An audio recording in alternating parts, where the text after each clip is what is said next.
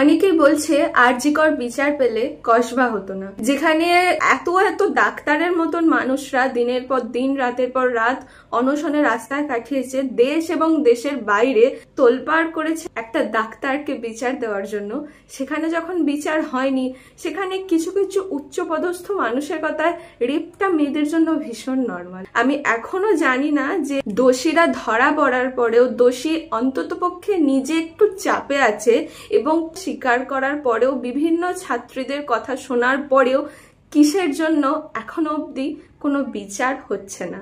উকিলদের কথা, যারা তার মক্কেলকে এইরকম ভাবে সাহায্য করার জন্য খুব মোটা অঙ্কের প্রশ্ন, তাই ওই সমস্ত নির্যাতিতার চরিত্রে আঙুল তুলছে। বোধহয় টাকা দিয়েও এই রাজ্যে নারী নিরাপত্তা কেনা যায় না, সম্মান কেনা যায় না। তাই মেয়েদের বলছি একটু সাবধানেই থেকো, কারণ পরের মেয়েটা হয় তুমি, না হলে আমি।